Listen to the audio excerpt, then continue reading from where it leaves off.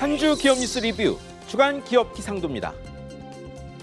추석도 끝나고 한 해 수확을 챙겨야 할 4분기가 왔습니다. 연휴 중 나온 수출 지표는 반도체 덕에 좀 더 개선됐지만 대중국 적자는 해소되지 않았고 수출 증가세의 반전은 미뤄졌는데요. 추석 연휴 전후에 말꼬리였던 기업들 찾아 기업 기상도를 시작합니다. 첫 맑은 기업 LG 에너지 솔루션입니다. 미국, 유럽 자동차 그룹들에 이어 일본 도요타에도 배터리를 공급합니다. 도요타는 수량 기준 세계 1위, 하이브리드 세계 최강자지만 전기차는 뒤졌죠. 뒤늦게 전기차에 뛰어든 도요타가 택한 북미 공략 파트너는 LG였습니다. 미국 생산 배터리를 연 20기가와트씩 공급하는데 LG에게는 단일 최대 계약입니다. 일본 기업들은 자국 기업 위주로 공급망 짜고 한국을 낮게 보는데 혼다 이어 도요타마저 LG와 손잡은 겁니다. LG는 폭스바겐, 르노, 닛산, 현대, GM까지 세계 5대 자동차 그룹 모두와 손잡게 됐습니다. 안방 독점 덕분에 1등인 중국 기업과 차원이 다릅니다. 다음은 SK어스온입니다. 남중국해에서도 원유 생산을 시작했습니다. 과거 북예멘 시작으로 지금도 여러 곳에서 석유를 생산 탐사 중인 회사죠. 여기에 남중국해 북동부의 해상광군에 LF12-3 유전이 추가됐습니다. 생산이 정점 오르면 국내 하루 소비량 1% 정도 감당 가능하다네요. 2015년 중국과 광권을 계약했던 곳인데 탐사, 개발, 생산까지 독자적으로 한 첫 사례랍니다. 신재생 에너지 확대와 탄소 저감이 최대 과제지만 석유가 난다는 소식은 그래도 반갑습니다. 이제 흐린 기업입니다. 카카오로 시작합니다. 포털 다음에 축구 응원 코너 때문에 난감해졌습니다.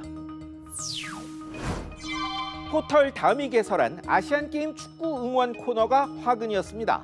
한국 포털인데 희한하게 중국 응원 비율이 최고 90%를 넘었던 겁니다. 로그인 없이 응원팀을 클릭할 수 있다는 빈틈을 노리고 네덜란드, 일본 등 해외에서 자동 반복 입력, 매크로 프로그램을 설치한 것으로 분석되는데요. 대통령실과 여권은 여론 조작 가능성 문제 제기했고 총리는 여론 조작 방지 위한 범부처 태스크포스 구성을 지시했습니다.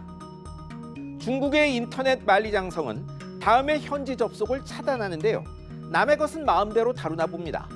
카카오는 연휴 전 공정거래위원회에서 웹소설 2차 저작물 독점권으로 제재받더니 악재가 겹쳤네요. 이번엔 세아 창원 특수강입니다. 총수 일가 회사에 특별 할인을 했다는 공정거래위원회 발표로 연휴가 편치 못했습니다. 2016년부터 2019년까지 강관을 가공하는 총수 일가 개인 회사의 자회사에 높은 할인 폭을 적용해 돈을 벌게 했다죠. 총수 일가 지배력 강화 위에 이렇게 하다 정작 세아 창원 특수강은 영업 손실을 보는 일도 벌어졌다는 게 공정위 설명입니다. 공정위는 계열사까지 33억 원 과징금 물리고 검찰에 고발했습니다. 세아는 사실이 아니라고 반박하는데요. 경영 안정을 위한 빠른 결론은 검찰에 달렸습니다. 다음은 아시아나 항공입니다. 대한항공과 합병에 대한 유럽, 미국의 목리에 합병 실익이 있을지 회의론이 고개 들고 있습니다. 대한항공 아시아나 합병사가 한유럽 노선 독점이란 지적이 나올 때마다 특정 시간대 이착륙권인 슬롯을 반납해왔습니다. 영국에 7개, 중국에 46개 반납하기로 했는데요. 이번엔 화물이 독점이란 지적에 이달 유럽연합에 낼 전망인 시정조치서에 아시아나의 화물사업 매각과 파리 등 일부 여객 노선을 반납한다는 이야기까지 나옵니다. 이러면 합병 왜 하냐는 말이 나옵니다.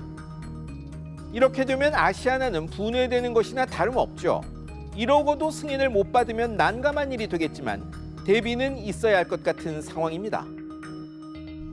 마지막은 신한카드입니다. 추석 연휴 대목에 먹통 사고가 나 체면 구겼습니다. 사고가 터진 건 추석 당일 밤이었습니다. 오후 8시 무렵부터 거의 자정까지 온, 오프라인, 간편 결제까지 곳곳이 막힌 겁니다.